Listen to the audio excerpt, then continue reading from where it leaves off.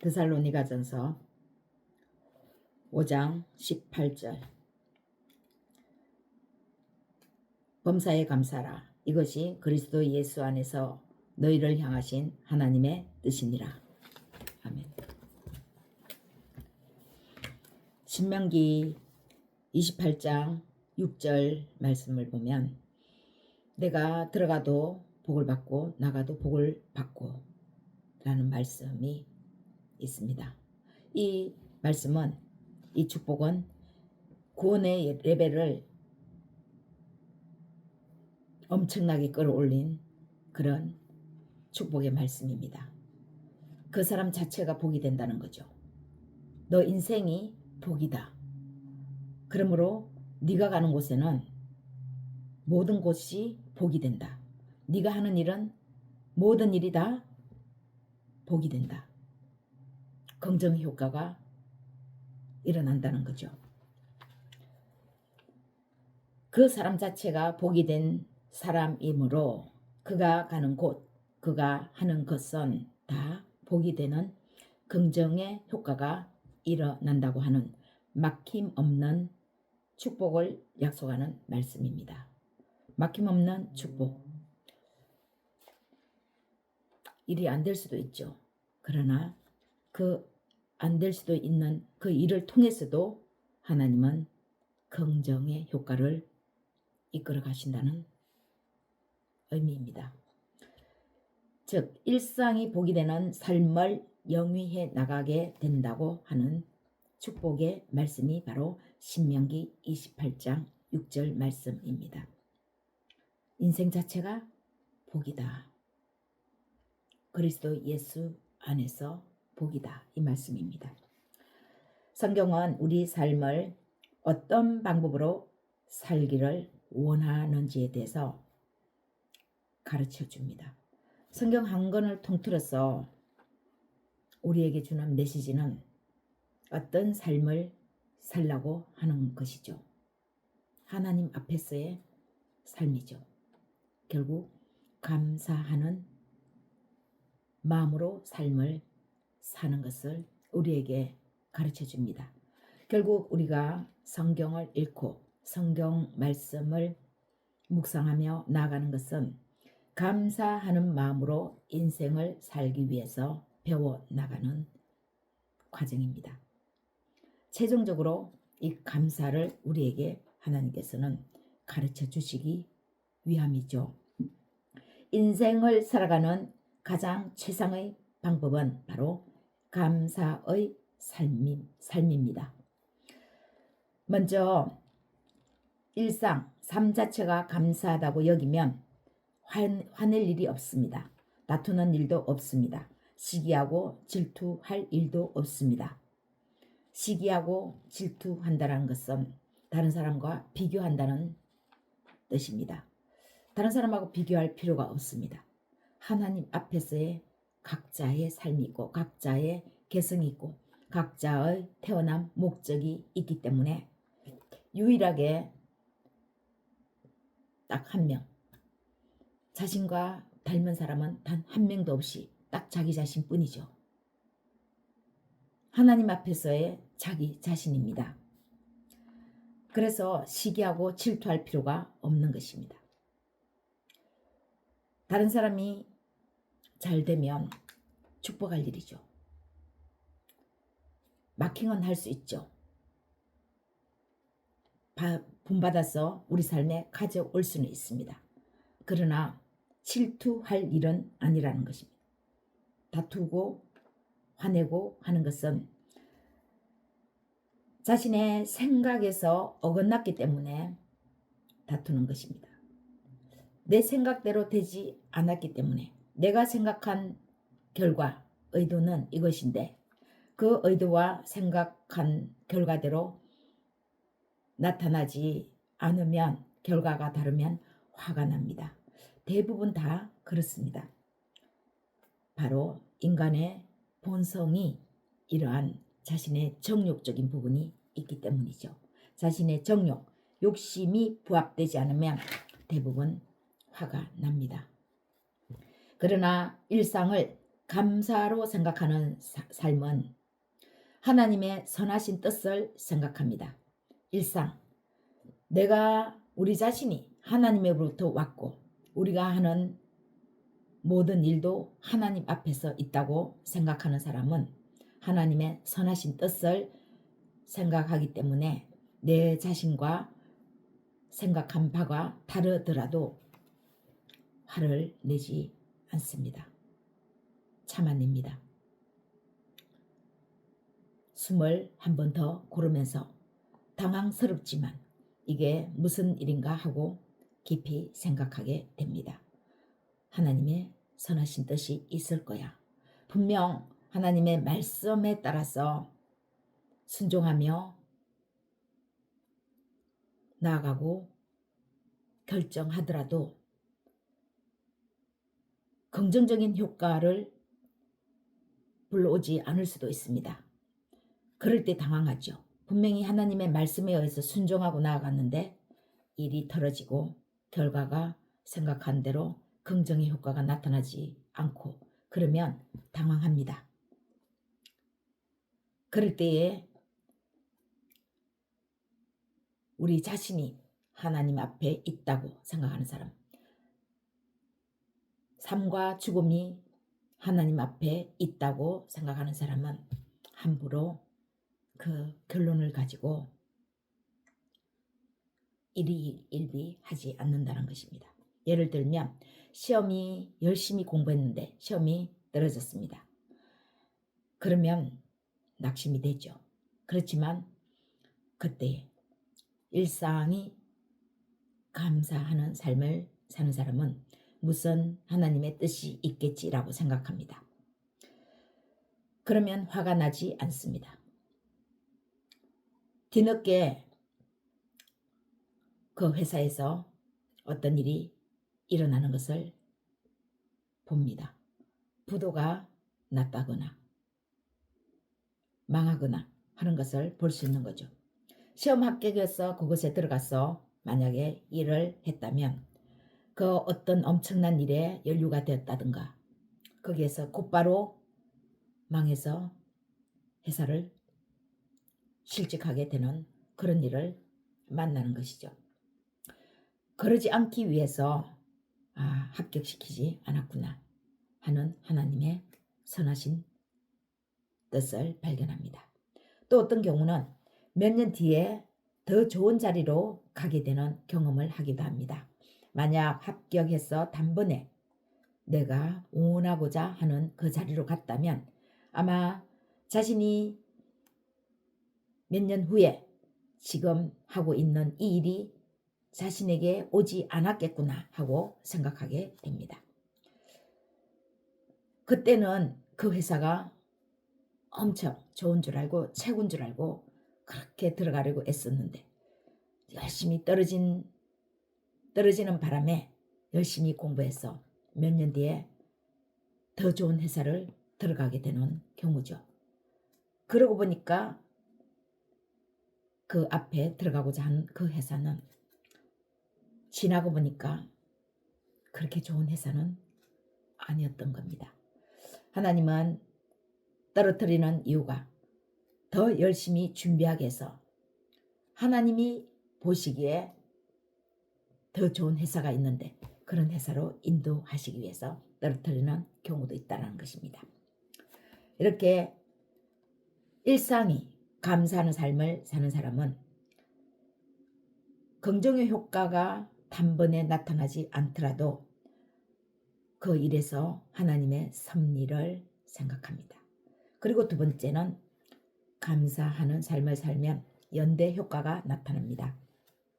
나쁜 일에 가담하는 사람은 계속적인 나쁜 현상을 만나게 됩니다. 좋은 것 같아서 손을 잡았는데 그 뒤에 어둠의 세계가 엄청 큰 세계가 있는 것입니다. 그 손과 잡은 것이죠. 결국은 줄줄이 어둠의 현상이 일어납니다. 좋은 일도 마찬가지입니다. 하나님의 일에 하나의 일에 감사하면 또 다른 감사한 일이 생깁니다. 줄기 하나를 당겼더니 그 뿌리에서 열매가 줄줄이 딸려오는 것처럼 나쁜 마음은 그 마음으로 나쁜 일이 자꾸 생깁니다. 부정적인 사람 옆에 우리는 가지 않으려고 합니다.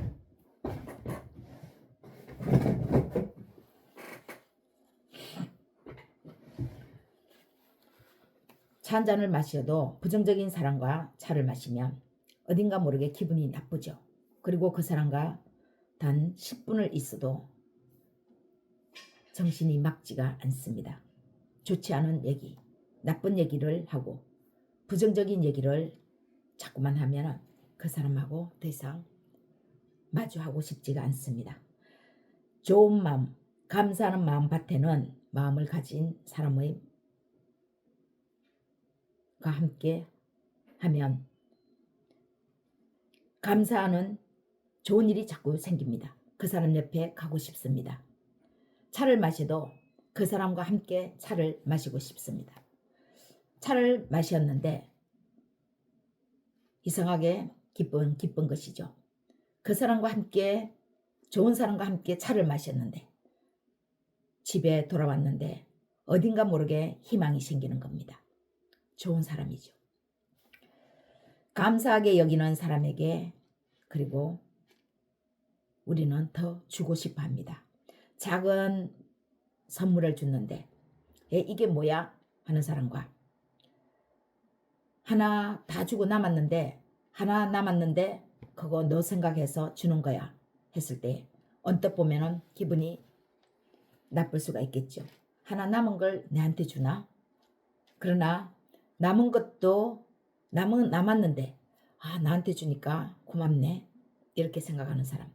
어떤 사람에게 주고 싶습니까? 줄 때에는 정말 그저 남아서 줬는데 별 뜻 없이 남아서 줬다고 말을 하는데 남아서 준 것마저 내 생각 나가 줬구나 고마워 이렇게 말하면 준 사람도 생각이 달라집니다. 뭐야 저 사람 그냥 나는 줬는데 너무 고맙게 생각하네.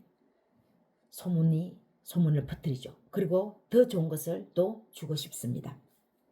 우주의 기운은 그래서 감사하는 사람에게 이끌립니다. 우주, 전능하신 하나님이 통치하는 우주입니다. 하나님이 주관하는 만물이 바로 우주입니다. 피조세계입니다. 감사하는 사람에게 이 피조세계에 움직이지 않은 영은 그 사람에게로 이끌리는 거죠. 사람들은 감사를 명령처럼 이해하는 것 같습니다. 명령이라고 생각하니까 하고 싶으면 하고 하고 싶지 않으면 안 하고 그럴 수 있다고 생각하죠. 왜 명령하는 거야? 내가 하고 싶으면 하는 거지. 그러나 명령이 아니라 감사는 축복입니다. 들어가도 복을 받고 나가도 복을 받는 이 구원의 은혜는 삶 자체가 감사이므로 축복입니다. 너의 인생이 축복이야. 너의 인생이 어디를 가든지 복이야 하는 것은 그 사람 자체가 감사라는 거죠. 감사가 그 안에 있습니다. 주식이 오르락 내리락 하듯이 우리 삶도 오르락 내리락 하지만 괜찮습니다. 왜냐하면 전능하신 하나님 안에 있으니까 일시적으로 일희일비 하지 않는 것입니다. 오르락 내리락 하는데 내리락 한다고 해서 우리가 기분이 언짢거나 그렇지 않다는 거죠. 모든 것이 다 하나님 안에서 생각하기 때문에 올라가는 것도 감사, 내려가는 것도 또 주식을 사람들이 사니까 또 올라가겠구나 그렇게 생각하면 또 감사한 것입니다. 그리고 감사는 우리 힘으로 하는 것이 아니므로 억지로 되지 않습니다. 진심으로 우러나오는 마음이 감사입니다. 그래서 진심, 어떤 사람이 진심, 예수 그리스도 안에서 모든 것이 내 힘으로 되지 않고 하나님의 은혜, 예수 그리스도와 함께하는 그 안에서 이 감사가 나올 수 있다는 거죠. 내가 감사가 작은 일에도 큰 일에도 감사가 나오지 않으면 혹 내가 그리스도 예수 안에 있나 생각해 보는 것은 아주 중요합니다. 모든 것이 주님 하나님으로부터 삶을 살아간다는 것을 이해할 때에 우리는 진정한 감사를 할 수 있습니다. 진정한 감사가 나옵니다. 우리 이성의 능력 밖의 일이라도 그래서 모든 일, 좋은 일, 안 좋은 일에 모두 감사할 수 있는 것입니다. 하나님이 나를 잘 아시니까 이러한 현상이 일어났겠지. 무슨 이유가 있겠지. 그리고 믿고 감사하는 것입니다. 이렇게 길도 오르막 내리막이 있듯이 삶도 그러한 현상이 나타납니다. 우리의 삶도 올라가는 부분이 있으면 내려오는 부분도 있는 거죠. 길도 올라가는 길이 있으면 내려오는 길도 있어야 길이죠. 마냥 올라가기만 하는 길이라면 산 꼭대기로 올라가지 않겠습니까? 내려가는 길이 있어야 길입니다. 인생도 마찬가지입니다. 오르락 내리락 오르막길이 있으면 내리막길이 있는데 오르막길 내리막길이 모두가 다 하나님의 섭리 가운데 있다는 것입니다. 삶의 전부 범사의 감사는 삶의 전부 오르락 내리막을 모두 인정하는 것입니다. 로마서 8장 28절 말씀 보면 하나님을 사랑하는 자 곧 그 뜻대로 부르심을 입은 자들에게는 모든 것이 합력하여 선을 이루느니라 라고 말씀합니다. 모든 것이 합력하여 선을 이룬다라는 것이 이 모든 것이 바로 오르막 내리막이죠. 하나님을 사랑하는 자, 하나님께서 사랑하는 사람, 하나님이 사랑하는 사람은 붙드는 사람, 그 뜻대로 하나님의 뜻에 의해서 부르심을 입은 하나님의 자녀들은 모든 것이 합력해서 선을 이룬다라는 것입니다. 하나님 안에서 좋은 일, 나쁘지 않는 일, 나쁜 일, 이 모두가 합력해서 합해서 하나의 어떤 결과가 도출된다라는 것입니다. 우리는 어떤 성공, 하나의 큰 프로젝트가 성공을 이루면 좋은 사람 만나서 좋은 일만 계속해서 일어나는 걸로 생각하겠지만 그게 아니라는 거죠. 하나의 성공이 이루어지기까지는 나쁜 일, 좋은 일, 부정적인 일까지 다 합해서 일어난다는 사실입니다. 그래서 범사에 감사하라는 것은 명령이 아니라 그리스도 예수로 말미암은 은혜로 인한 축복의 메시지입니다. 일상을 감사하는 것이니까 일상에서 일어난 모든 일, 지금까지 일어난 모든 일, 일어나는 모든 일을 감사하는 것입니다. 부모님을 만난 것 감사합니다. 사랑하는 아이들을 만난 것 감사합니다. 지금까지 인도하신 것 감사합니다. 앞으로도 인도하실 것을 미리 감사합니다. 이런 감사를 드리는 거죠. 내 안에서 마음껏 감사해도 괜찮다라고 허락하며 축복하는 말씀이 바로 범사에 감사라 말씀입니다. 하나님의 뜻이 자녀를 축복하는 것입니다. 하나님이 자녀를 축복하는 것이 하나님의 뜻이 아니고 골탕 먹이고 애먹이고 고생시키려고 하나님이 자녀를 부르셨겠습니까? 그렇다면 하나님은 악한 분이죠. 그러나 하나님은 자비롭고 선하신 분이십니다. 하나님의 뜻은 자녀를 축복하는 것입니다. 그래서 감사하라고 하는 것입니다. 감사해야 한다는 것입니다. 오늘 하루 모든 일에 감사해도 괜찮습니다. 우리의 일상이 감사가 되는 그런 삶이 되기를 축복합니다. 여러분의 삶이 하나님의 감사 안에서 많은 열매를 맺는 그런 삶이 되기를 다시 한번 그리스도 예수 안에서 축복합니다.